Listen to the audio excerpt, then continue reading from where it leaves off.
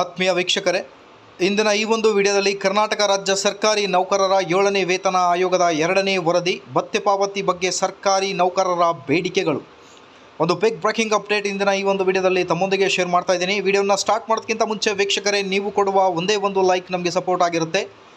ದಯಮಾಡಿ ವಿಡಿಯೋನ ಲೈಕ್ ಮಾಡಿ, ಅದರ ಜೊತೆಗೆ ನಮ್ಮ ಯೂಟ್ಯೂಬ್ ಚಾನಲನ್ನು ಕೂಡ ಸಬ್ಸ್ಕ್ರೈಬ್ ಮಾಡಿಕೊಳ್ಳಿ. ವೀಕ್ಷಕರೇ, ಬಹಳನೇ ಇಂಪಾರ್ಟೆಂಟ್ ಆದ ಇನ್ಫಾರ್ಮೇಷನ್ ಆಗಿರುತ್ತೆ. ವಿಡಿಯೋನ ಕೊನೆವರೆಗೂ ವಾಚ್ ಮಾಡಿ. ಸ್ಕ್ರೀನ್ ಮೇಲೆ ಗಮನಿಸ್ತಿರ್ಬೋದು, ದಿನಾಂಕ 19 ಫೆಬ್ರವರಿ ಇವತ್ತೇ ಬಂದಿರುವ ಇದು ಒಂದು ಬಿಗ್ ಬ್ರೇಕಿಂಗ್ ಅಪ್ಡೇಟ್ ಆಗಿರುತ್ತೆ. 7ನೇ ವೇತನ ಆಯೋಗದ 2ನೇ ವರದಿ ಭತ್ಯೆ ಪಾವತಿ ಬಗ್ಗೆ ಸರ್ಕಾರಿ ನೌಕರರ ಬೇಡಿಕೆ.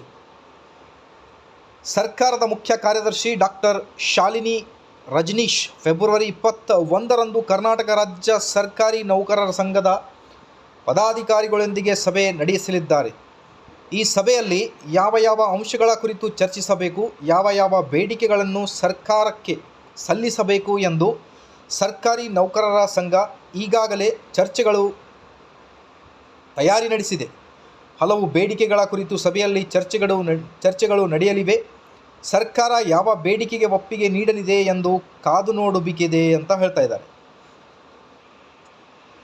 ಮುಖ್ಯ ಕಾರ್ಯದರ್ಶಿ ಅಧ್ಯಕ್ಷತೆಯಲ್ಲಿ ನಡೆಯುವ ಸಭೆಗೆ ಕರ್ನಾಟಕ ರಾಜ್ಯ ಸರ್ಕಾರಿ ನೌಕರರ ಸಂಘದ ವತಿಯಿಂದ ಸ್ವೀಕೃತವಾಗಿರುವ ಬೇಡಿಕೆಯನ್ನು ಈಗಾಗಲೇ ಇಲಾಖೆಗಳಿಗೆ ಕಳಿಸಲಾಗಿದೆ.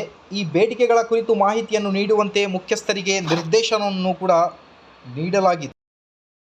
ಸರ್ಕಾರಿ ನೌಕರರ ಬೇಡಿಕೆಗಳು ಏನಿದೆ ಅಂತ ನೋಡ್ತಾ ಬಂದರೆ, ನಿಗದಿತ ಅವಧಿಯಲ್ಲಿ ವೇತನ ಭತ್ಯೆಗಳನ್ನು ಪಾವತಿಸುವುದು, ಆರೋಗ್ಯ ಮತ್ತು ಕುಟುಂಬ ಕಲ್ಯಾಣ ಇಲಾಖೆ, ಶಿಕ್ಷಣ ಇಲಾಖೆ, ಸರ್ಕಾರಿ ಪದಾಧಿಕಾರಿಗಳಲ್ಲಿ ಕರ್ತವ್ಯ ನಿರ್ವಹಿಸುತ್ತಿರುವ ಅಧಿಕಾರಿ ನೌಕರರಿಗೆ ಸಕಾಲದಲ್ಲಿ ವೇತನ ಪಾವತಿಯಾಗುತ್ತಿಲ್ಲ. ಇದರಿಂದ ಕುಟುಂಬ ನಿರ್ವಹಣೆ, ಮನೆ ಬಾಡಿಗೆ, ಮಕ್ಕಳ ಶೈಕ್ಷಣಿಕ ಶುಲ್ಕ, ಸಾಲದ ಕಂತುಗಳು ಪಾವತಿ, ವಿಮಾ ಪಾಲಿಸಿ ಕಂತುಗಳು ಪಾವತಿಯಲ್ಲಿ ವಿಳಂಬವಾಗುವುದರಿಂದ ಸಾಲದ ಮೇಲಿನ ಬಡ್ಡಿ ಸೇರಿದಂತೆ ಹೆಚ್ಚುವರಿ ದಂಡ ಪಾವತಿಸಬೇಕಾಗುತ್ತದೆ. ಹಾಗೂ ಇನ್ನಿತರ ದೈನಂದಿನ ಖರ್ಚು ವೆಚ್ಚಗಳನ್ನು ನಿರ್ವಹಿಸುವಲ್ಲಿ ಸರ್ಕಾರಿ ನೌಕರರು ಆರ್ಥಿಕ ಸಂಕಷ್ಟಕ್ಕೆ ಸಿಲುಕಿದ್ದಾರೆ. ಆದ್ದರಿಂದ ಎಲ್ಲ ಇಲಾಖೆಗಳು ಹಾಗೂ ನಿಯಮ ಮಂಡಳಿ ಅಧಿಕಾರಿಗಳ ನೌಕರರಿಗೆ ಪ್ರತಿ ಮಾಸಿಕದ ಮೊದಲನೇ ವಾರದಲ್ಲಿಯೇ ವೇತನ ಭತ್ಯೆಗಳನ್ನು ಪಾವತಿ ಮಾಡಲು ಆರ್ಥಿಕ ಇಲಾಖೆಗೆ ನಿರ್ದೇಶನವನ್ನು ನೀಡಬೇಕು ಅನ್ನೋದು ಒಂದು ಮಾತು. ಸ್ಕ್ರೀನ್ ಮೇಲೆ ಗಮನಿಸ್ತಿರ್ಬೋದು. ಎರಡನೇದಾಗಿ, ಇಲಾಖೆಗಳ ಅಧಿಕಾರಿ ನೌಕರರ ಜ್ಯೇಷ್ಠತೆ ಪಟ್ಟಿ ಪ್ರಕಟಿಸುವುದು ಅನ್ನೋದ್ರ ಬಗ್ಗೆ ಒಂದು ಮಾಹಿತಿಯನ್ನು, ಒಂದು ಬೇಡಿಕೆಯನ್ನು ಕೂಡ ಇಟ್ಟಿದ್ದಾರೆ. ಅದಾದ ಮೇಲೆ ಕರ್ನಾಟಕ ರಾಜ್ಯ 7ನೇ ವೇತನ ಆಯೋಗದ 2ನೇ ವರದಿ ಬಿಡುಗಡೆಗೊಳಿಸುವ ವರದಿಯಲ್ಲಿನ ಶಿಫಾರಸುಗಳು ಹಾಗೂ ಆಡಳಿತಾತ್ಮಕ ದೃಷ್ಟಿಯಿಂದ ಸೂಚಿಸಿರುವ ಅಂಶಗಳನ್ನು ಅನುಷ್ಠಾನಗೊಳಿಸಬೇಕು ಎಂದು ಸರ್ಕಾರದ ಮುಂದೆ ಬೇಡಿಕೆ ಇಡಲಾಗಿರುತ್ತದೆ ಅಂತ ಹೇಳ್ತಾ ಇದ್ದಾರೆ.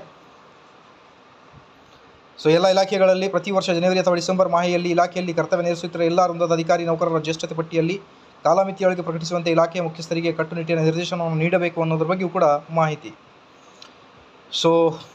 ಇದೆಲ್ಲ ಪ್ರಮುಖ ಮಾಹಿತಿ ಆಗಿರುತ್ತೆ ವೀಕ್ಷಕರೇ. ವಿಡಿಯೋ ಇಷ್ಟದಲ್ಲಿ please like, share and subscribe to my channel and turn on the bell icon. Thank you.